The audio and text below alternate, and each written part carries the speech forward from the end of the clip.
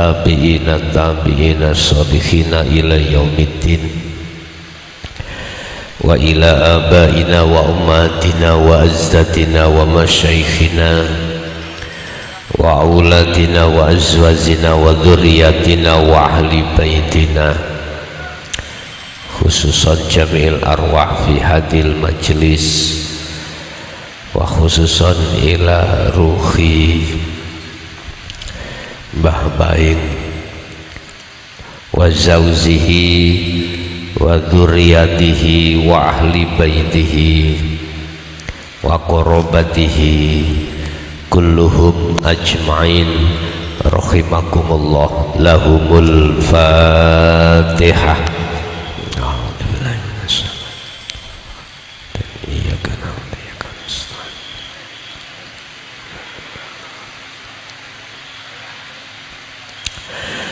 Bismillahirrahmanirrahim. Alhamdulillahi rabbil alamin, hamdan yuwafi ni'amahu wa yukafi majidah. Ya Rabbana lakal hamdu kama yanbaghi li jalanih. Asyhadu an la ilaha illallah wa asyhadu anna Muhammadan abduhu wa rasuluh. Allahumma salli wa sallim wa barik alaih wa ala alihi wa ashabihi ajma'in. Qala Allah ta'ala in asabathum musibah qalu inna lillahi wa inna ilaihi raji'un. Sadaqallahul adzim. Amma ba'd. Hadratil kiram, dumateng para kiai, para sepuh, bini sepuh, tokoh masyarakat, tokoh agama sewilayah Kabupaten Pekalongan, wabil khusus semua kerabat ahli bait dari Mbah Baing dan seluruh jamaah yang hadir, kulluhum ajma'in rahimakumullah. Alhamdulillah, dalam kesempatan malam hari ini tanggal 14 hari Ahad April, kita masih diberikan Allah salah satu nikmat rahmatnya dalam rangka silaturahim halal bihalal, khususnya dzurriyyah dari Mbah Baing dan seluruh kerabatnya dan jamaah ingkang rawuh khusus sekitar Kabupaten Pekalongan. Tiada kata yang pantas kita ucapkan pada kesempatan malam hari ini kecuali rasa syukur kita kehadrat Allah, bila mana kita pada malam hari ini masih diberikan umur oleh Allah untuk bertemu dan bermuajah, sehingga apa yang Allah hadapkan terhadap kita, jadikanlah semua itu sebagai pengabdian kita pada Allah, baik dirasa itu senang maupun susah. Tetap Allah bersabda di dalam satu ayatnya, janganlah kau jadikan semua apa yang kuhadapkan pada dirimu kecuali jadikanlah sebagai kendaraan untuk mengabdi, untuk takarrub dalam rangka bertemu Allah Subhanahu wa ta'ala. Bapak Ibu, untuk malam hari ini kita akan membahas hikmah di belakang halal bihalal, atau hikmah apa yang terkandung di dalam kita memperingati nenek moyang kita, mengkholi nenek moyang kita, itu apa hikmah dibalik itu semuanya? Bapak Ibu, Rasulullah sampun duweni pengendikan di dalam satu hadis, ono telung perkara sing ora bisa putus senajana sakliyane telung perkara iku keputus.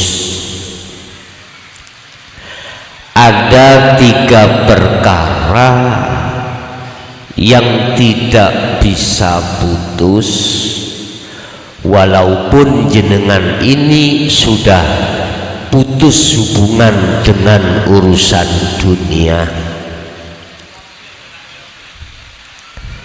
Yang 3 perkara yang tidak bisa putus walaupun selain 3 perkara semuanya itu terputus dengan kita. Idza mata benu adama ing koto'a. Salah satu di antara 3 hal adalah awwaladin sholihin yad'ulah, duriyah kita, ahli bait kita yang hatinya dalam keadaan sholih dan sholihah.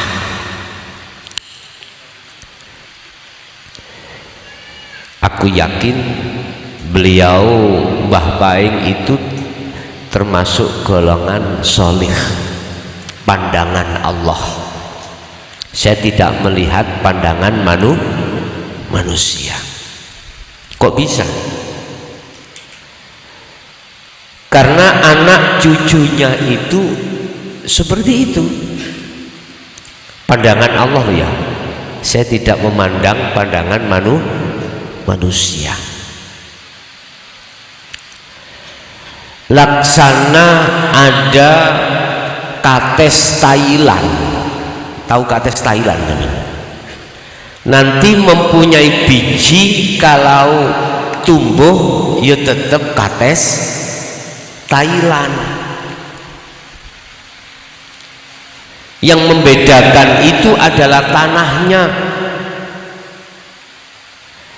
Kalau kita tanam di dalam tanah yang kurang subur, hasilnya nggak sama dengan kita menanam di tanah yang subur. Awaladin sholihin, mana yang dimaksud sebagai keturunan yang sholih itu yang mana? Kebanyakan di mata umum kan pandangan manusia, nggih Pak Bu nggih. Kebanyakan pandangan manusia yang kita terjemahkan. Khusus malam hari ini aku akan membahas pandangan Allah. Sebab innallaha la yanduru ila suwarikum wa amwalikum. Allah tidak memandang dari status fisik jenengan. Allah tidak memandang dari status zahir jenengan kali kula. Wong sugih apa ora, tidak melihat itu. Wong duwe pangkat utawa ora di mata manusia, Allah tidak melihat itu.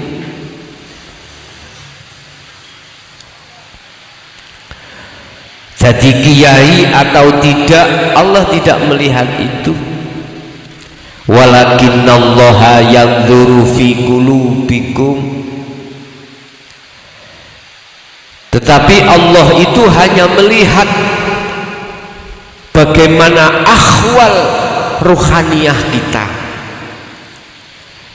keadaan hati kita, Pak Bu. Kala dawuh sapa Syekh Ibnu Athaillah fi Kitabil Hikam, di dalam kitab Hikam itu beliau dawuh, hati manusia itu terbelah menjadi dua. Satu mingkol bin zahidin, nomor dua mingkol bin rohibin. Niki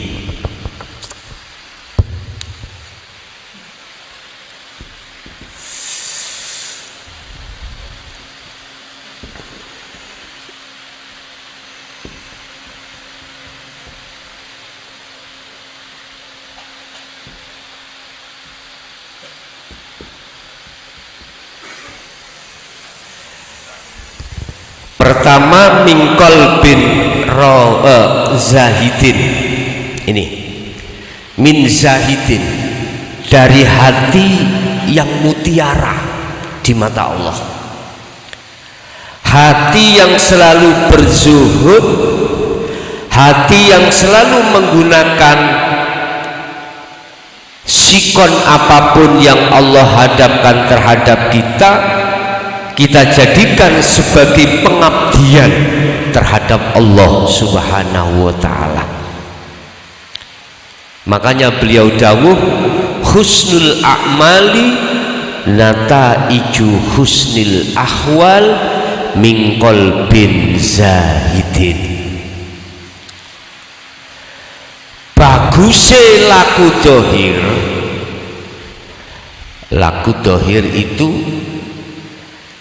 ada dua, ibadah sing murni dan ibadah yang tidak murni, ibadah mahdhuf dan ibadah ghairu mahdhuf.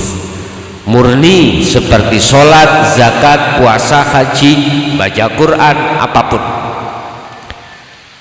Yang tidak murni, kita kerja, kita makan, kita minum, kita bersosialisasi sesama manusia, itu ibadah ghairu mahdhuf.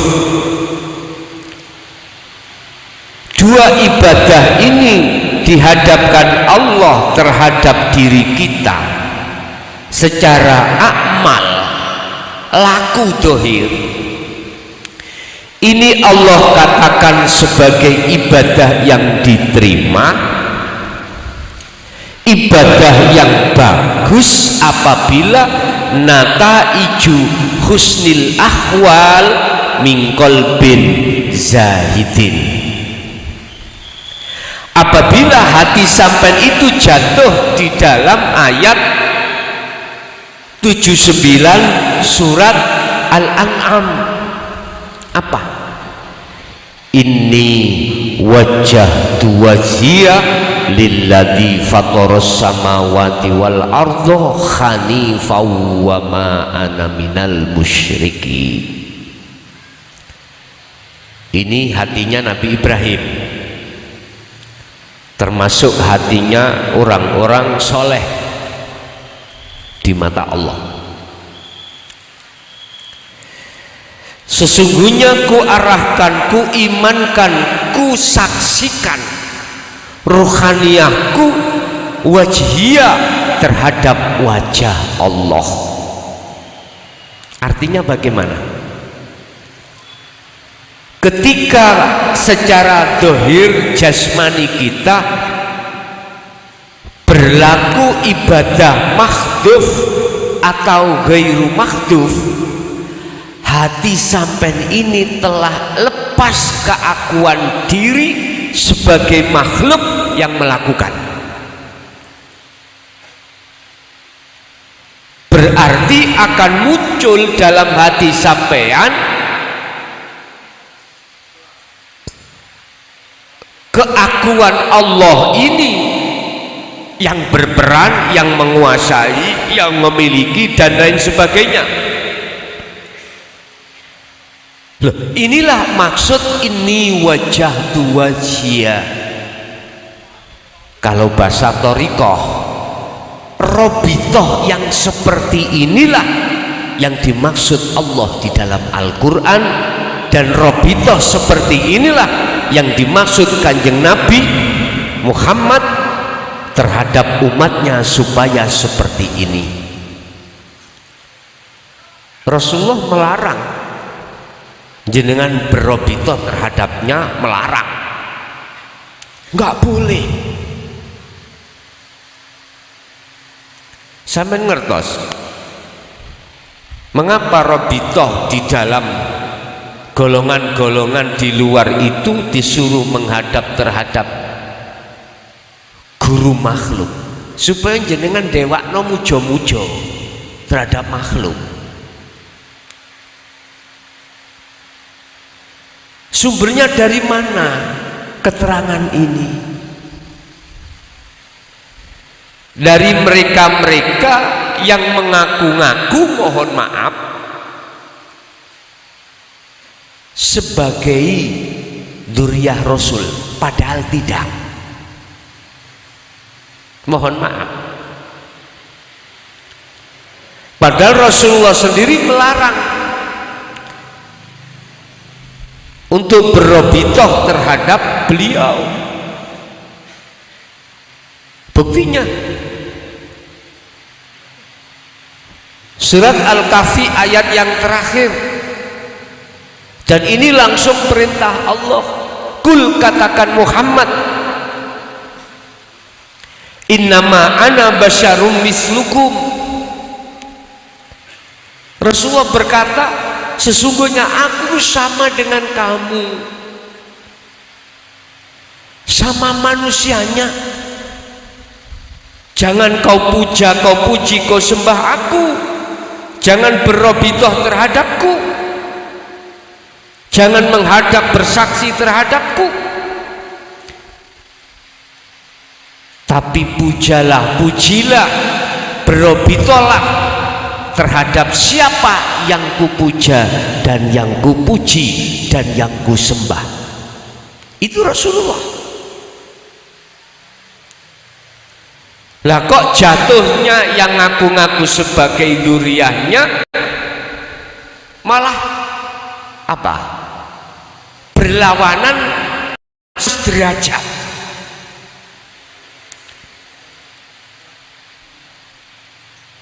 Ini yang paling kuprihatinkan Bapak Ibu, kuprihatinkan. Makanya ini lakum minhu nadhirum mubin, tentang fafirru ilallah, tentang untuk pemujaan yang benar, status saya adalah nadhirum mubin. Inni lakum minhu nadhirum mubin, tentang kembali kepada Allah, fafirru ilallah, lekaslah kau, kembali, lari menuju dan bertemu Allah. Ini maksudnya menyembah, memuja, memuji, berobitoh. Status saya itu hanyalah mengingatkan. Urusan gak terima, monggo kerso.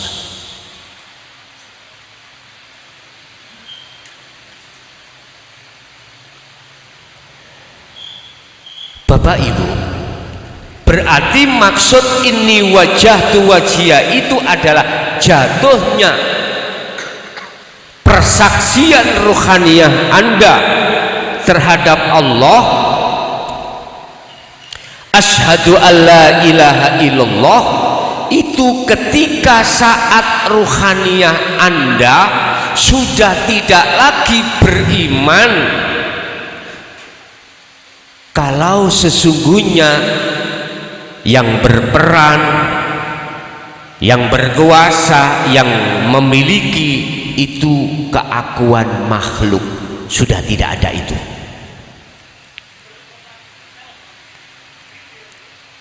Inilah yang Rasulullah ketika saat mau wafat, beliau berkata kepada malaikat Jibril, kaifa ummati, ya Jibril, bagaimana umatku nanti ketika saat aku tinggal, kira-kira masih bersiteguh untuk bersaksi beriman hanya pada Allah atau tidak. Lawang belum saya tinggal aja banyak yang ingkar, apalagi nanti sudah kutinggal selama-lamanya. Ini kalimat-kalimat secara syariah beliau terhadap malaikat Jibril mempunyai pengertian bahwasanya bukan persoalannya Rasulullah itu mengkhawatirkan kondisi umat ini, tidak, akan tetapi kita harus lebih berhati-hati ketika saat menghadapi sikon apapun yang dihadapkan Allah terhadap kita. Ngapunten, kemarin tanggal 20 April jenengan sudah tidak ada hubungan terhadap saya, artinya tidak bisa WA, tidak bisa telepon sampai tanggal 5. Itu memang sengaja dilakukan supaya suatu saat nanti jenengan ben gak kaget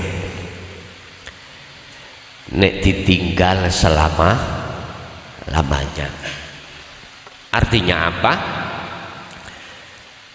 Nanti saya dihadapkan satu masa di mana secara fisik kita masih bisa bertemu,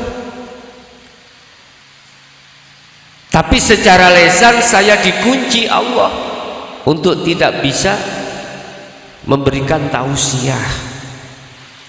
Entah kapan itu yang mesti terjadi itu. Inilah yang kumaksud, jenengan suatu saat nanti tak tinggal tapi tak tunggoi, seperti itu. Ketemu ya ketemu, tapi bahasane omongan isyarat. Ya apa sampean? Wong bisu nih lho ya. Dicobalah kemarin kurang lebih 15 hari kita nggak bisa komunikasi. Nggak apa-apa, ben gak kaget. Sesuai dengan kitab apa namanya Ikhya kemarin, guru akhirat itu harus menganggap murid itu adalah anak sendiri, laksana anak sendiri. Tapi ya gitu, mosok yo anak ditunggoi dimanja terus lah, ora toh. Suatu saat biar mandiri ditinggal sih. Seperti induk ayam nih kalau Pak Bu, ketika ngomong anak ayam kan nggak selama-lamanya lah, ngerti enggak? Suatu saat ditinggal induk ayam biar dia mandiri. Bapak Ibu hadirin, kembali kepada Mingkol bin Zahidin. Jadi keadaan hati kita, ruhaniyah kita itu terbelah menjadi dua manusia itu. Pertama adalah hati yang selalu condong, selalu zuhud, nafasnya itu selalu bernilai ibadah kepada Allah yang diterima. Ini lah, ini manakala jenengan tidak didasari dengan dinul haq, tidak bisa, nggak bisa. Jenengan tidak didasari dengan tauhid la ilaha illa anta, nggak bisa menuju illa ana, nggak bisa. Ini karakter hati manusia yang pertama. Lah, karakter anak kita itu yang soleh seperti ini, namanya doa secara hadis, ya da'ulah, itu nggak bisa keputus. Karena apa? Karena ketika dia menghadapi ibadah makhdhuf dan ghairu makhdhuf, ya, ruhaniyah jenengan tidak bisa putus dari Allah. Min qalbin zahidin. Sehingga ketika jenengan secara syariah kirim donga, apakah berbentuk ucapan,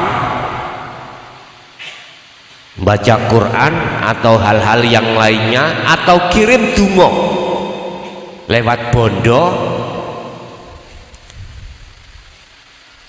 anak-anak yang solih di mata Allah ini mesti duduknya hati adalah zahid, min qalbin zahidin, hati yang condong pada Allah. Artinya dia tidak akan pernah mengakui, sudah tidak beriman kalau dirinya yang melakukan, tetapi Allah Subhanahu wa ta'ala. Inilah amaliyah yang mesti diterima oleh Allah. Sudah tidak pakai bahasa insya Allah, sudah tidak, bahasanya pakai bahasa pasti. Itu yang pertama. Untuk yang kedua, min qalbin rohibin, hati yang condong terhadap duniawiyah. Ini kelompok hati yang kedua.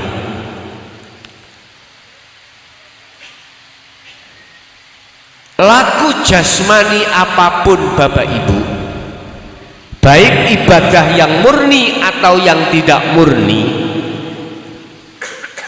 di mata Allah tidak akan pernah diterima oleh Allah, dan itu pasti. Manakala nataiju su'il ahwal, hati kita bersumber buahnya hati yang jelek pada Allah. Bagaimana hati yang jelek? Min qalbin rohibin, hati yang condong terhadap selain Allah. Intinya tidak ada lagi lillahi ta'ala, tidak ada. Ini pasti laku apapun, ibadah apapun, tidak akan Allah terima sebagai makbulah, ibadah yang dicatat sebagai ibadah yang diterima. Gak akan pernah bisa, karena sumber yang muncul di dalam hati kita, keadaan hati kita ikut condong terhadap makhluk, otomatis ngaku kita makhluk yang ada di dalam hati kita. Inilah yang dikhawatirkan Rasulullah terhadap umatnya saat beliau itu mau wafat, meninggalkan dunia. Hanya ini. Sebab mohon maaf, siapapun kita, jikalau hati bersumber dari dunia, pasti yang muncul buah dalam hati kita hasud, riya, takabur, sum'ah, iktimat, apapun sifat-sifat jelek, buah-buah yang dicela oleh Allah itu akan bermunculan. Kalau itu sudah bermunculan Bapak Ibu, pasti secara zahir jasmaniah kita itu antara manusia satu dengan yang lain, yang disebut hablum minan nas, itu tidak akan pernah ada ketentraman. Pasti di situ rasa takut, rasa gelisah, rasa khawatir akan mesti terjadi. Bapak Ibu, mumpung kita itu belum sampai pada titik di mana Allah tetapkan dalam satu kalimat baudatan, perkara yang mengagetkan, yaitu kematian. Silahkan evaluasi diri dulu, apakah ibadah yang ada di makhdhuf atau ghairu makhdhuf, murni atau tidak murni, sudahkah di mata Allah itu diterima? Kuncinya satu adalah jikalau hati ini wajah tu wajia, pastilah itu diterima. Sebab Allah sampun dawuh wa ma ana minal musyrikin. Kalau hati sudah jatuh di sini, di wilayah kemakrifatan pada Allah ini, Nabi Ibrahim wa ma ana, dan saya tidak lagi tergolong orang-orang yang menyekutukan Allah. Berarti imannya sudah murni, imannya sudah bersih hanya pada Allah Subhanahu wa ta'ala. Bapak Ibu hadirin ma'asyiral muslimin rahimakumullah.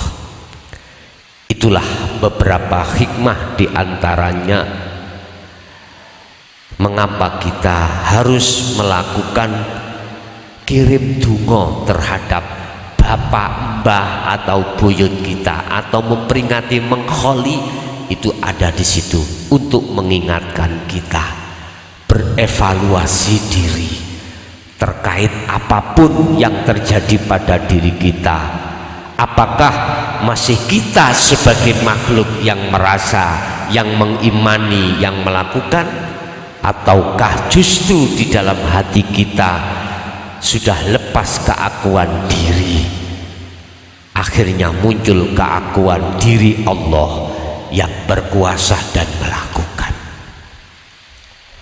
Inilah salah satu di antara hikmah kita memperingati, mengholi orang tua kita, dan atau salah satu di antara hikmah kita mengadakan halal bihalal adalah islah untuk watawasau bil haqqi watawasau bis sabr, saling ingat,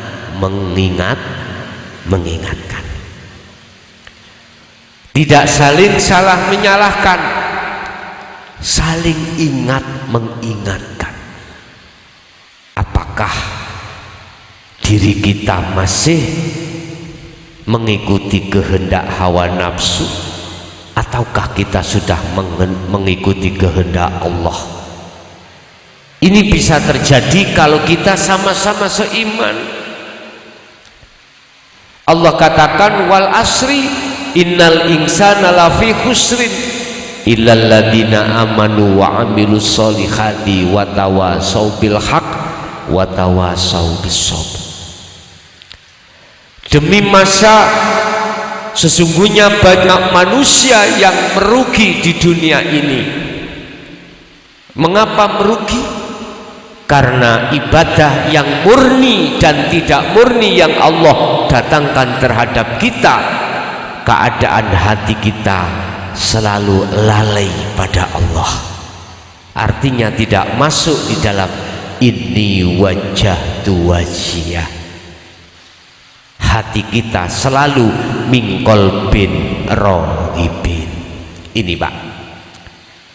Tapi ilal ladina amanu wa amilus solihah, kecuali yang tidak merugi adalah mereka yang sudah beriman bahwasanya yang berperan, bahwasanya yang berkuasa, yang memiliki adalah Allah. Illal ladina, kecuali orang-orang yang beriman, maksudnya adalah di dalam hati sampean ini sudah membawa, diizini oleh Allah dengan membawa dzikir sirul asrar. Inilah maksudnya. Kalau boleh saya terjemahkan ayat itu, ilal ladina amanu adalah mereka yang sudah beriman bahwasanya di dalam diri itu ada diri yang sejati. Siapa? Hidup itulah Allah Subhanahu wa ta'ala, yang berkuasa, yang memiliki, yang berperan dan apapun. Wa amilus solihah, tidak hanya kita beriman, akan tetapi kita membuktikan keimanan tersebut.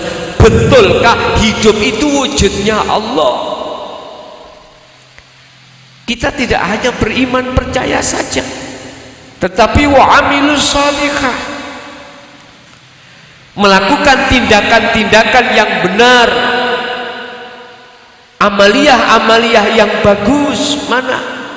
Yaitu pembuktiannya lewat jenengan menjatuhkan iman rohaniyah jenengan terhadap wajah Allah yang berkuasa, yang melakukan dan lain sebagainya. Ini maksudnya, Pak. Kalau sudah ada di situ, watawasau bil haq, watawasau bis sabr, baru bisa terlaksana. Sesama iman jenengan kali kula saling mengingatkan, tidak saling menyalahkan. Mengapa tidak saling menyalahkan? Karena jenengan sudah di posisi benar indallah, di mata Allah. Ruhaniyah ini sudah dikatakan benar di mata Allah manakala ashadunya itu illallah. Ini wajahtunya terhadap wajhiyah, bukan terhadap makhluk. Robitoh jenengan ini hanya pada Allah. Dan inilah yang dicontohkan oleh baginda Rasul sebagai utusan Allah di zaman akhir ini. Jadi Rasulullah melarang jenengan memuja beliau, melarang memuji, apalagi menyembah, melarang. Justru malah memerintahkan kita untuk memuji terhadap Allah. Alhamdulillah utawi sekabai puja dan puji iku lillah, hanya milik Allah, bukan milik Muhammad, bukan milik Muhammad. Sebab beliau katakan dalam surat Az-Zumar, ya, biar tambah cetok, innaka la tahdi man ahbabta walakinallaha yahdi man yasha. Allah katakan sesungguhnya kaum Muhammad itu tidak akan pernah bisa memberikan petunjuk terhadap hamba, walaupun hamba itu yang terdekat, tidak bisa. Walakinallaha akan tetapi yahdi may yasha, yang bisa memberikan petunjuk terhadap hamba yang dikehendaki hanyalah Allah. Artinya jangan kau lihat Muhammad dari sisi makhluk, Pak. Jangan. Lihatlah Muhammad itu dari sisi hidup, baru bisa dong ini nanti. Kalau jenengan melihat Muhammad dari sisi makhluk, jatuhnya jenengan pujaannya mesti terhadap Muhammad makhluk. Tapi kalau Anda melihat dari sisi hidupnya, melihatnya itu jangan pakai mata dohir, pakailah mata hati, yaitu imanul haq. Tanpa ada hidup, tanpa ada Allah dalam diri Muhammad, Muhammad pun tidak bisa apa-apa, karena Allahnya disitulah sehingga semua bisa berjalan dengan benar. Bapak Ibu hadirin, ini masih bulan Syawal, ya. Saya selama ini barangkali banyak khilaf, ya, ucapan yang kurang berkenan atau penjelasan yang kurang memuaskan, khusus datang umat jenengan. Kula atas nama pribadi mukhlason nyuwun agungi pangapunten estu. Cuman satu hal saja yang perlu kami sampaikan. Secara fisik suatu saat saya tidak akan bisa memberikan tausiah. Arti mulut saya dikunci oleh Allah. Entah kapan itu terjadi, yang jelas pasti akan terjadi. Oleh sebab itu gunakanlah masa di mana kita itu masih bisa berkomunikasi, masa di mana kita masih bisa untuk konsultasi. Makanya mungkin nanti suatu saat WA atau telepon mungkin tidak bisa kami laksanakan, entah kapan itu, wallahu alam. Yang jelas itu pasti terjadi, supaya jenengan gak kaget. Jadi sekarang, kemarin kita sudah dihadapkan satu situasi nggak bisa komunikasi hanya 15 hari, tidak sampai 1 bulan. Itu membelajarkan terhadap jenengan untuk mandiri, untuk belajar, untuk mengasah zikir sirul asrar. Sebab aku yakin kalau jenengan sudah betul-betul mengasah dan mengulinakan, membiasakan nafasmu kau sertai dengan zikir pada Allah, apapun tentang masalah ilmu hakikat ma'rifat pasti akan dibuka lebar oleh Allah. Yang asalnya jenengan gak paham mesti paham.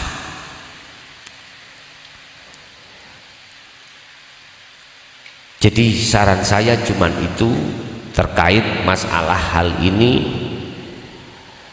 Tolong belajarlah terus untuk menaiki kudamu.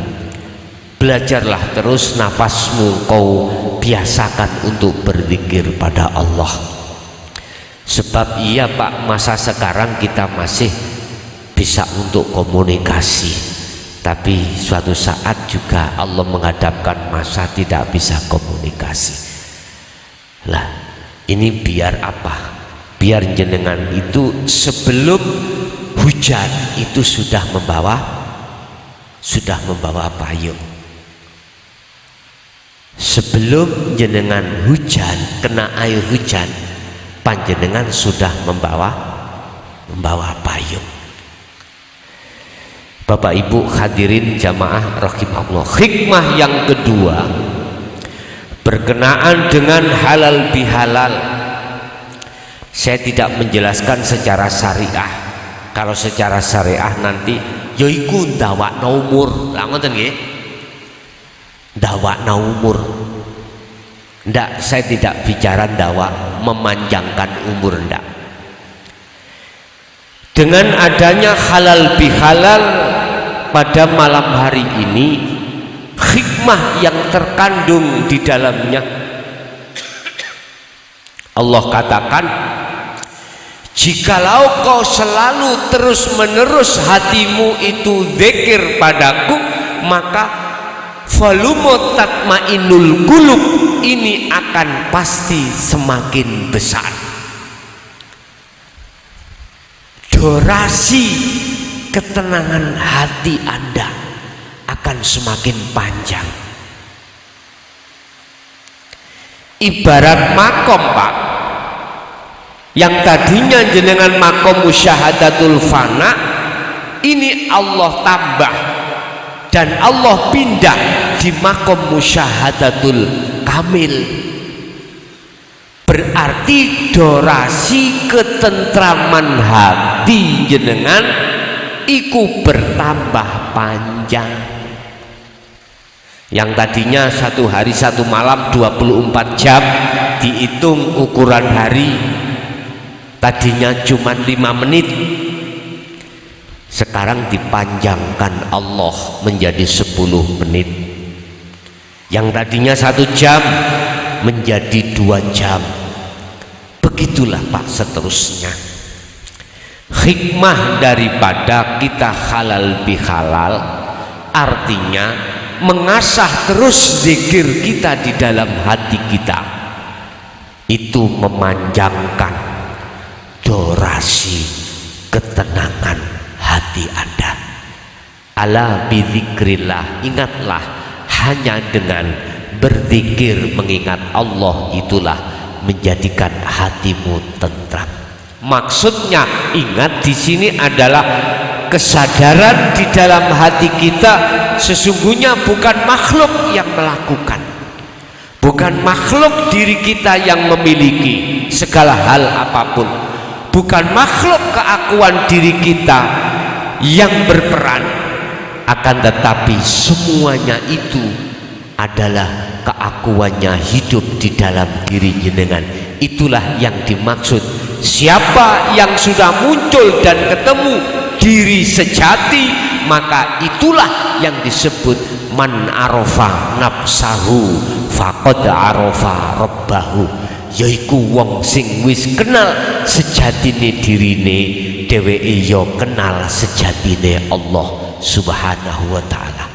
Ini diterangkan di dalam kitab Ihya di bab kedua atau di kitab pasal kedua ya, khusus masalah hati ini ya. Di jilid 2 kitab Ihya beliau menjelaskan siapa yang kenal dirinya maka dia dikatakan betul-betul kenal terhadap Tuhannya. Itulah diri sejati. Siapa diri sejati? Adalah hidup di dalam diri panjenengan. Itulah sesungguhnya wujudnya Allah Subhanahu wa ta'ala. Bapak Ibu hadirin jamaah rahimakumullah, mungkin kami belum bisa untuk bertausiah terlalu lama seperti tahun-tahun kemarin. Saya masih bisa bertausiah, memberikan tausiah, tapi tidak selama biasanya kita tahun-tahun kemarin. Yang terpenting habis tausiah ada forum tanya jawab, walaupun itu berapa, yang penting harus ada. Apa yang jenengan keluhkan sepanjang Ramadan kemarin, pengalaman apa yang jenengan alami ketika saat jenengan kholwat, kok ada pengalaman, kok belum paham, tanya. Tapi kalau sudah paham maksudnya gak usah tanya. Oke Bapak Ibu, monggo menawi ada yang perlu ditanyakan kami persilakan.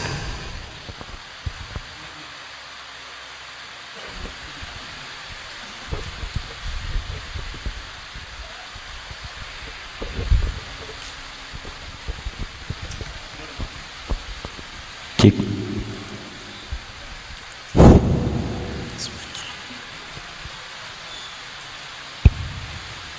Assalamualaikum warahmatullahi wabarakatuh.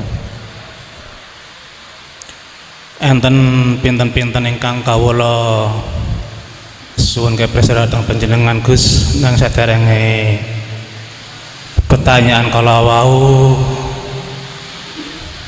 kawula matur nuwun sanget bedal wulan Ramadan kala wingi kawula nderek live saking griya majaketan pondok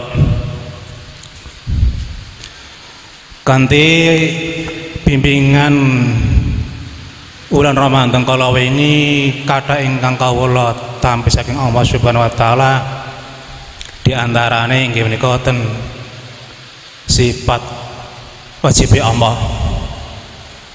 Kanthi memahami sifat wajibnya Allah, maka Allah Ta'ala memberi kepahaman datang kawula siapakah sejatinya diri kawula, sehingga kawula mengetahui atis man arafa nafsahu faqad arafa rabbahu. Niku matur sanget ingkang kula badhe takenke setunggal napa ta saged nderek beatan lewat tunda ingkang setunggal. Lajeng pengalaman kholwat selami wulan Ramadan tanggal 17 ngantos sepriki kawula diulang datang Allah lewat isyarah. Inggih menika kebetal kawula kholwat wonten tiyang maos surat Al-Mu'minun ayat pertama, qad aflahal mu'minun alladzina hum fi sholatim khashi'un. Ingkang kaping kalih wedal khawat wedal kawula ibadah akhir madhuf panjenengan ngendika sing penting la haula wala quwata illa billah. Ingkang terakhir pertanyaan kawula, kenapa to ketika Allah Ta'ala memberi azab datang kaum Nabi Nuh alaihissalam kok nganggene perahu mboten ngangge pesawat? Saking kawula nyuwun ngapunten. Wassalamualaikum warahmatullahi wabarakatuh. Waalaikumsalam warahmatullahi wabarakatuh. Tentang masalah bai'at itu melihat kita memandang dari thariqah atau dari hakikat. Kalau kita pandang bai'at secara thariqah harus bermuwajah tawajuh terhadap makhluk, guru makhluk. Tapi kami memandangnya bai'at ini dari sisi hakikat. Begitu juga pengertian daripada bai'at dari sisi thariqah dengan sisi hakikat juga beda.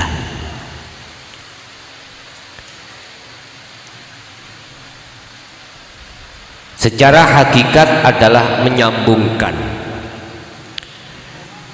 talinya ruh pada Allah yang selama ini telah terputus dan diputus oleh hawa nafsu kita masing-masing, sehingga ketika saat kita melakukan ibadah makhduf yang murni, jangankan yang ghairu makhduf, yang makhduf aja, yang murni aja, hati kita lalai pada Allah karena memang talinya terputus. Nah, itu disambungkan kembali. Berhubung yang berhak dan yang bisa menyambungkan itu adalah Allah, urusan Allah lewat mana terserah. Apakah lewat langsung sesama makhluk, ataukah Allah itu ada di YouTube?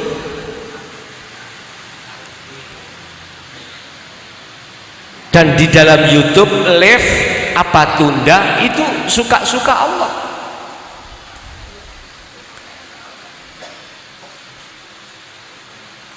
Innakum, ketahuilah sesungguhnya hai manusia, jikalau tidak ada Allah di dalam si makhluk manusia, guru misalnya, si makhluk YouTube live atau tunda, tidak akan bisa muncul suara,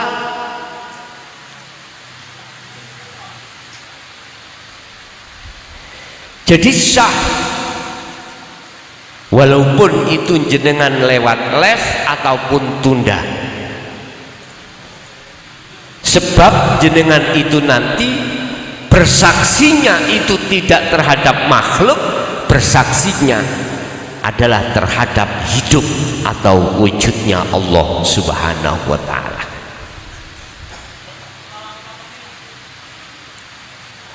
Makalah ini hanya bisa diterima oleh ahli syuhud, Bapak Ibu. Selain ahli syuhud gak bisa terima. Karena apa? Karena esek kegandolan makhluk. Karena kita sebagai mursyid masih merasa yang membaiat, Allahnya lupa diri kita, Allahnya kita usir dari diri kita. Aku kita sebagai makhluk yang membaiat. Nah, disinilah persoalannya itu. Jadi menurut pandangan hakikat sah. walaupun tidak left alias tunda sah. Pun satu. Untuk yang nomor dua, mengapa kami selalu menekankan masuk di dalam la haula wala quwata illa billah? Sebetulnya maqalus syahidnya, inti di dalam la haula wala quwata illa billah adalah supaya kita tidak mengakui, supaya kita tidak beriman. Segala apa yang timbul dan muncul pada diri kita atau di luar diri kita itu datangnya dari makhluk. Di samping kita untuk tidak beriman datangnya yang muncul dari diri makhluk, illa billah kita diarahkan supaya beriman. Munculnya segala hal apapun itu datangnya dari Allah Subhanahu wa ta'ala. Inilah fungsi daripada zikir sirul asrar yang keluar dari la ilaha illa anta. Kita tidak akan pernah merasa Allah itu dekat, Pak Bu, pada diri kita, apalagi merasa Allah selalu memantau kita. Tidak akan pernah itu terjadi manakala di dalam diri kita masih bersemayam kalau kita makhluk yang bisa melakukan. Jadi maksud daripada mengapa kita harus masuk di dalam la haula wala quwata illa billah semata-mata sebelum jenengan sedo itu iman jenengan itu sudah tidak ada indikasi menyekutukan Allah Subhanahu wa ta'ala. Untuk yang ketiga, pertanyaan adalah apa tadi, Pak? Surat Al-Mu'minun ayat pertama. Oh ya, dalam surat Al-Mu'minun itulah golongan-golongan orang-orang yang dikatakan Allah sak bejo-bejone wong sing paling bejo adalah orang yang sudah bertemu Allah. Cuman dikisahkan, dikiaskan, digambarkan seseorang yang ketika melakukan sholat fi sholatihim khashi'un, dalam kondisi hati ini khusyuk terhadap Allah. Artinya kondisi khusyuk hati ini karena bertemu Allah. Itulah para talinya ruh panjenengan yang tidak keputus oleh hawa nafsu alias sambung pada Allah. Caranya bagaimana? Sudah sering saya sampaikan. Qad aflaha, sungguh teman-teman bejo sopo al mukminun, wong mukmin. Wong mukmin yang bagaimana? Fi sholatihim khasyi'un, ing dalam sholati dalam keadaan khusyuk. Itulah mingkol bin zahidin, hati yang condong. Inni wajjahtu wajhiyah. Itulah orang mukmin yang hatinya sudah bertemu Allah di dalam waktu sholat. Ini berarti tidak melihat fisik loh, Pak. Tidak melihat rukun sahnya sholat secara syariat. Sebab kadang-kadang hati yang sudah ditarik Allah di dalam musyahadah syuhud pada Allah, kadang-kadang syarate sholat syariat jenengan iku amburadul. Iya, kadang masalah rokaat lupa. Jenengan dapat berapa rokaat Allah melupakan. karena rohaniyah jenengan saking gandrunge, saking tresnone, saking damaine, ketika saat wajihiyah menghadap kepada Allah, akhirnya hitungan rokaat iku Allah lupakan. Kadang-kadang tidak rokaat, bacaan jenengan dikelirukan Allah.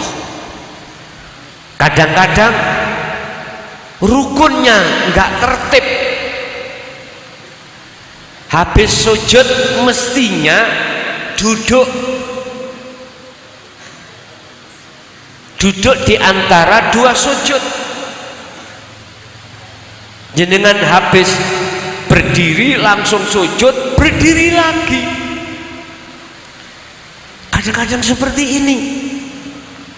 Ketahuilah, innaka sesungguhnya Anda itu ditaruh Allah fi maqamil khas, di dalam makom khas, makom di mana akliyah jenengan ini sudah tidak berfungsi lagi disebabkan kesentrongan cahaya makrifat di dalam hati jenengan untuk bertemu Allah. Bagaimana hukumnya sholat ini?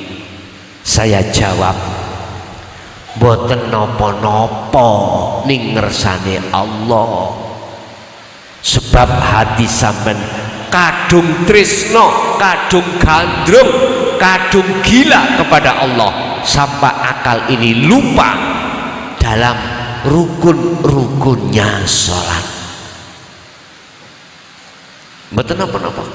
Makanya Allah katakan qad aflahal, sungguh betul-betul bejo, beruntunglah orang-orang mukmin ketika saat sholat, di waktu sholat itu dalam keadaan khusyuk ngersani Allah. Lah kalau model sing seperti ini nggak bisa Pak, kita jadikan imam di masjid, nggak bisa. Wis malah dadi fitnah mengke. Wis dadi makmumai utuh sembayang sendiri. Ya. Tapi jikalau jenengan ini ditaruh Allah fi maqamil khawasil khawas, beda. Akal sampean tasik sambung terhadap rukun-rukunnya sholat, syarat-syaratnya sholat masih sambung. Walaupun hati jenengan hanya tresno bertemu Allah, akal jenengan ini masih bisa bersinambung dengan hukum-hukum syariat. Niki nggak apa-apa, suruh jadi imam, mboten napa-napa, mboten bingungi makmum kok, mboten dah. Salat zuhur petang rakaat, ya petang rakaat. Beda yang di awal tadi, yang pertama, gak usah ngomong rakaat. Rukun sahnya sholat di dalam ketertibannya sudah rusak. Kadang-kadang di luar sholat, di luar ibadah yang makhduf, yang ghairu makhduf, jalan kerja itu rusak. Sepedaan motor nggak tahu-taunya sudah nyampe di tempat, lupa. Jadi nggak ingat lewat mana tadi, nggak ingat. Ya Bapak Ibu hadirin, jadi miturut surat Al-Mu'minun ayat 1 tadi, itu adalah golongan orang yang beruntung, ya, dimana dia itu ketika melaksanakan ibadah yang murni, khususnya sholat, hati dalam keadaan bertemu Allah Subhanahu wa ta'ala. Terus yang keempat tadi yang bagaimana?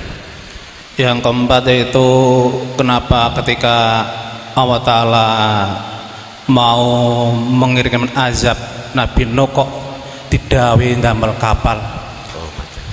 Terus kikus tasih wonten dengan keri wau, selama niki hati kula bergemuruh nama anak Allah. tapi sekarang ganti anak-anak. Ngoten nggih. Pun.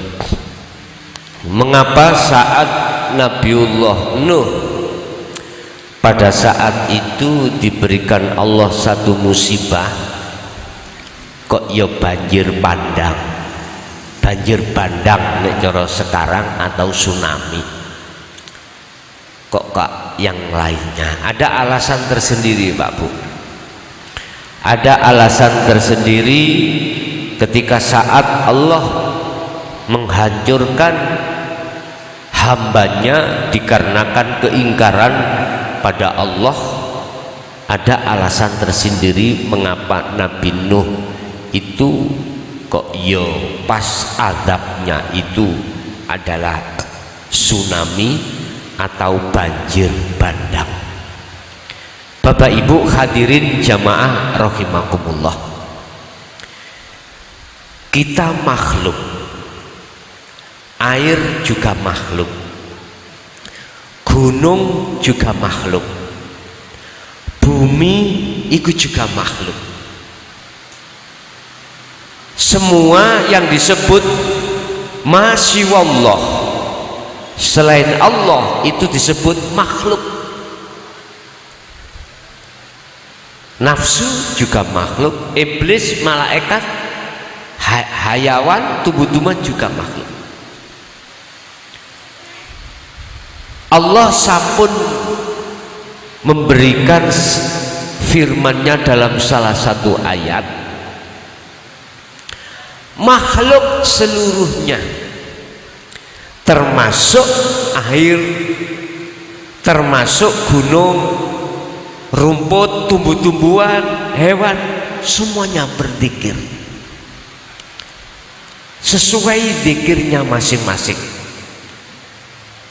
Semuanya bertasbih, mensucikan diri. Bentuknya apa? Zikirnya, bertasbihnya itu yang bagaimana? Ya cuman manusia ini yang berani berjanji tapi selalu mengingkari.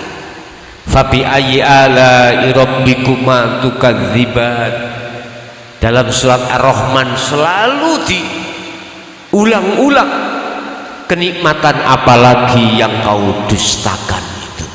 Manusia. Bapak Ibu, bahasa bertasbihnya makhluk, gunung, air dan lain sebagainya. Bahasa zikirnya makhluk tersebut sadar dan menyadari bahwasanya semua apapun yang terjadi itu sumbernya dari Allah. Jadi nggak ada yang namanya air, bumi, gunung itu melawan arus, nggak ada. Nggak ada. Bumi Allah suruh untuk gempa, ya mengikuti gempa. Air Allah suruh untuk selalu mencari yang terendah, atau disuruh diperintahkan Allah untuk menjadi gelombang yang tinggi, dia nggak akan pernah menentang. Gunung Allah suruh untuk meletus, ngikuti. Itulah bentuk bertasbihnya para makhluk itu. Mereka tidak pernah mendongkol dalam hatinya. Kalau kita bahasa ngomong hati, dalam dirinya nggak pernah protes. Cuman kita manusia itu. Mengapa demikian? Karena kita itu di samping Allah bekali malaikat akal, juga kita bekali nafsu. Dan mana di antara diri kedua itu yang menang? Bahasa syariat, kalau akalnya menang berarti dia derajatnya lebih tinggi daripada malaikat. Kalau nafsunya yang menang lebih rendah daripada hayawan. Itu cuman gambaran, artinya gini Pak, di dalam hati kita bila mana munculnya keadaan itu mingkol bin zahidin, lah inilah laksana coro derajat di mata Allah lebih tinggi daripada malaikat. Kalau munculnya hati kita itu selalu mingkol bin rohibin, imannya itu pada makhluk, maka kita lebih rendah dari hayawan. Ulaika fi dhalalim ulaika kal'an balhum adhal, lebih rendah daripada hayawan.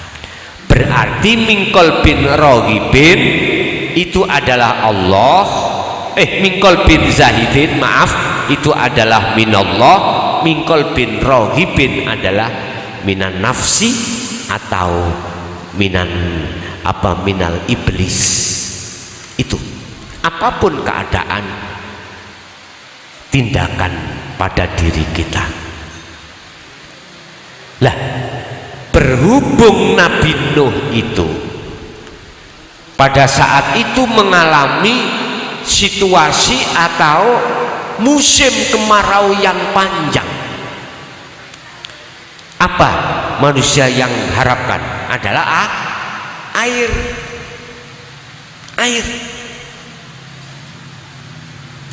Umat pada saat itu Bapak Ibu mayoritas mengingkari ajaran Nabiullah Nuh. Mana ajaran Nabiullah Nuh? Tidak jauh berbeda dengan apa yang dibawa oleh Rasulullah Muhammad. Apa? Anibutullaha waztanibut taghut. Wa qala aidan yakfuru bit taghuti wa yu'min billah. Arahkanlah hai hamba kaumku, imankanlah hatimu pada Allah dalam segi apapun. Apa yang muncul dan timbul pada diri Anda, imankanlah hatimu hanya pada hidup. Ya ini misalkan langsung saja ke hakikat makrifat. Wastanibut taghut, dan jauhi hatimu dari makhluk, imannya jauhi. Ini ajaran beliau para nabi dan rasul saat diperintahkan Allah di tengah-tengah kaum tentang iman.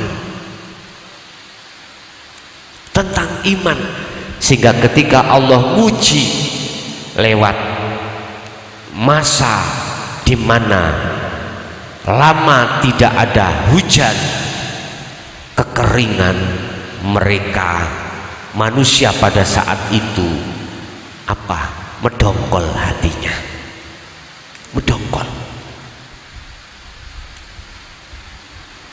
Kemudian Allah perintahkan kepada si Nuh untuk membuat kapal, untuk membuat perahu. Siapa di antara golongan manusia mengikuti Nabi Nuh, mesti dia akan masuk perahu. Tapi bagaimana golongan yang mengingkari? Malah mereka menghujat, bahkan kapal beliau itu sering dibeoli, sering dikencingi oleh kaum-kaum yang gak suka. Bahkan seluruh kaum mayoritas mengatakan bahwasanya si Nuh itu sudah gila, karena musim kemarau seperti ini kok pakai atau membuat kapal. Nyun sewu Pak, umat manusia mereka masih merasa umur isih dawa, apalagi keadaan sehat. Dia lupa tentang masalah kepastian yang akan datang. Dia lupa tentang kullu nafsin dha'iqatun maut, lupa. Apalagi yang sehat, apalagi yang masih di bawah umur 40, senang-senangnya rea-reo, lupa. Matiku masih panjang, hidupku masih panjang, besok aja toat kalau umur 60. Mohon maaf Pak, ketika saat ajaran dinul haq ini disampaikan di tengah-tengah umat, mereka yang merasa masih umurnya panjang, mohon maaf, kebanyakan itu tidak mau terima itu dinul tauhid, bahkan menghina saya min jinnah, lulusan apa namanya, golongan orang-orang yang pernah gila.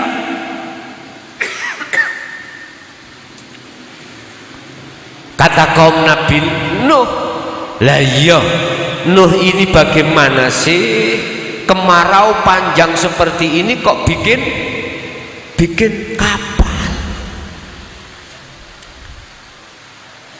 Sampah olehnya tidak suka diteruskan, manakala kencing, manakala beol, itu dibeoli perahu itu. Tapi Nuh, Nabi Nuh ya diam aja. Iya. Bagaimana ajaran yang kubawa? Inni lakum minhu nadhirum mubin. Secara terang-terangan kau katakan zalikal dhalalah, itu adalah sesat. Gak apa-apa, aku lo gak marah-marah, bahkan saya ucapkan terima kasih. Boten nopo-nopo. Kalau masih ada umat yang mengatakan apa yang kusampaikan ini adalah sesat, bagi saya no problem, gak ada masalah. Sebab tugas saya itu tidak memaksa Anda untuk percaya, tidak. Sudah jelas tentang fafirru ilallah, dikatakan inni lakum minhu nadhirum mubin. Saya hanya menyampaikan hal yang jelas, yang nyata. Urusan itu kau anggap tidak jelas, boten nopo-nopo. Tapi melihat dari perjalanan waktu Pak, mohon maaf, semakin tahun ternyata umat semakin bertambah keimanannya. Makanya setiap bulan Ramadan ini sebagai dasar saya untuk mensurvei terhadap umat, apakah berkurang atau bertambah jumlah kaum ini yang beriman kepada Allah. Ternyata miturut survei membuktikan ternyata bertambah. Sampai kemarin itu saya tanya terhadap pengurus, kurang lebih sekitar 700 yang mengikuti di majelis loh Pak, di majelis, bukan di channel YouTube, bukan, di majelis. Ya alhamdulillah, kami dan para pengurus barangkali sesuai kemaksimalannya untuk menyambut tamu-tamu Allah kurang berkenan, baik tempat maupun yang lainnya. Mohon maaf yang sebesar-besarnya pada saat itu. Aku yakin dengan sensus ini membuktikan bahwasanya umat ini semakin lama semakin sadar, bukan berkurang malah semakin tambah. Kembali kepada Nabi Nuh. Maksud sebetulnya kapal itu adalah dinul haq, Pak. Dinul tauhid. Din agama, wadah, tempat kapal untuk menyelamatkan kaum yang mengikuti Nabi Nuh. Saya tidak bicara orang lain. Nasabnya putranya Nabi Nuh sendiri aja yang tidak mau mengikuti Nabi Nuh, bagaimana? Nggak selamat, tenggelam di dalam air bah. Sedangkan yang bukan nasab beliau, yang percaya dan mengikuti, yastami'unal qaula wa yattabi'una aksanah, masuk di dalam kapal, dia selamat di dalamnya. Ketika air bah bertambah tinggi, kapal itu sifatnya bertambah naik. Kalau air bah itu turun, maka kapal ikut turun. Artinya apa? Ruhaniyah jenengan.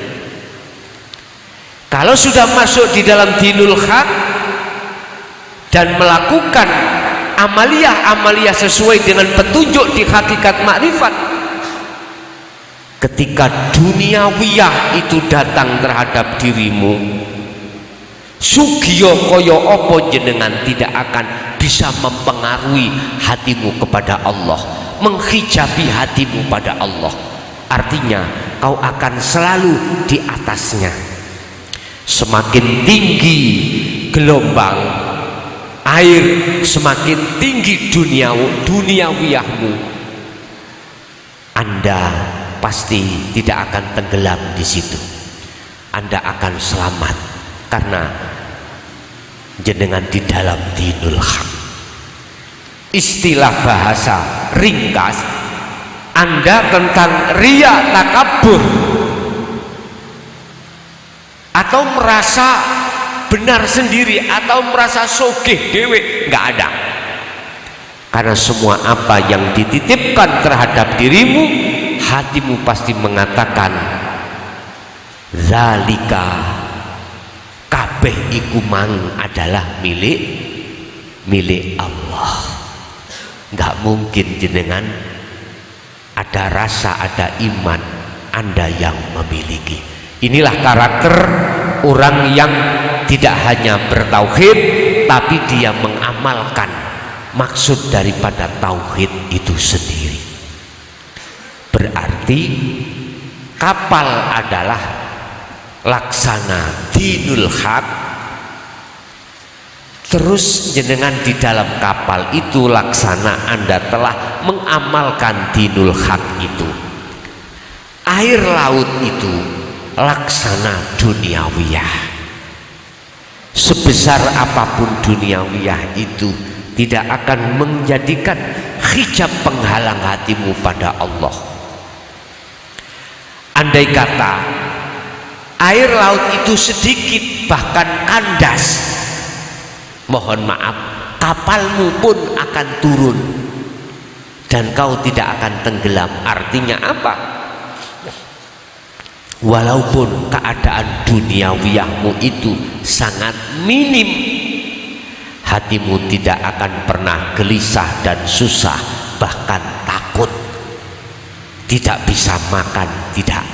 Justru hati jenengan akan semakin bangga, semakin anteng, semakin damai, karena sibuk hati Anda selalu bertemu Allah di situ. Terus mengapa kita selalu memuncul di dalam diri kita kalimat ana? Jikalau ana Allah, maka inilah yang dimaksud pendidikan tauhid la ilaha illa ana dalam surat Al-Anbiya 25. Tapi kalau sudah diamalkan, inilah yang dimaksud ana di dalam surat Toha ayat 14. Artinya apa? Ketika ana dan anta tadi sudah tiada, menjadi ana Allah, maka inilah yang disebut maqam musyahadah. Inilah yang dimaksud Anda makomnya sudah sampai makom makrifat pada Allah. Kehambaan sudah nafi, kehambaan sudah tiada, makhluk di dalam diri Anda sudah tidak ada iman tersebut. Otomatis akan muncul iman ana Allah subhanahu wa ta'ala. Inilah yang dimaksud dari makom, dari makom hakikat menuju makom makrifat di sini. Tinggal pertanyaannya, makrifat yang mana? Apakah di fana, apakah di kamil, apakah di bakok, dan atau apakah ada di mahfud atau di maksum?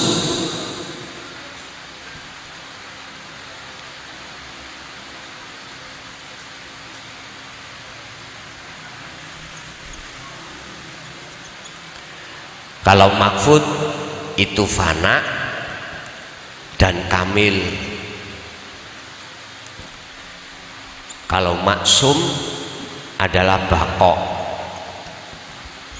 Artinya kalau fana kita setiap hari itu masih ada lalai pada Allah, lebih besar lalainya daripada tidak. Kalau kamil berarti kebalikan, lebih besar hati sambung terus pada Allah daripada putus. Kalau bakok berarti tidak mengenal kata putus. Ana yang ada pada diri Anda akan dikatakan benar manakala anta wa ana tadi makhluk sudah tidak ada, sudah tidak ada, tinggal ana Allah. Nggih. Ada lagi, monggo. Menenggus wonten sing ketinggalan yang dimaksud ruhul hak dan ruhu bila hak itu apa? Ruhul hak dan ruhu bila hak. Oh, ngoten. Kalau kita bahas masalah ruh, ya tak? Di bawah tentang keahatan, maka ada macam nama-nama ruh, ya tak? Ada ruhul hak, terus tadi yang satu ruhul bil hak. Ruhul hak dan ruhu bila hak. Bil hak, Bila hak. bila hak. Itu kalau kita pandang dari sisi ahad, ahadiyah menuju ke ahad, ada banyak nama-nama ruh di situ. Apa sih ruhul hak itu? Ruhul hak ada rauhil kudus, ruh di mana sudah terbebaskan dari pengakuan diri. Kalau bilal hak berarti dia belum terbebaskan dari keakuan diri. Gambarannya ngeten, Pak. Mengapa di dalam surat apa itu yang Allah katakan bahasa adalah bahasa jiwa, nafas, nafsu. Ya ayyatuhan nafsul mutmainnah irji'i ila rabbiki radiyatan mardiyah. Mengapa tidak dengan bahasa ruh? Kok bahasanya itu adalah nafsul mutmainnah? Karena ruh yang bila hal, bilal hak, masih belum fitrah, masih kecampuran, ketunggangan oleh hawa nafsu. Makanya bahasanya kan perintah. Ya ayyatuhan nafsul mutmainnah. Hati yaknya itu adalah ya nida, ya memanggil. Irji'i ini adalah perintah. Mengapa diperintahkan untuk kembali kepada Allah? Karena nafsu bilal hak itu belum kembali pada Allah. Kalau sudah kembali nggak mungkin akan muncul asbabun nuzul ayat ini. irji'i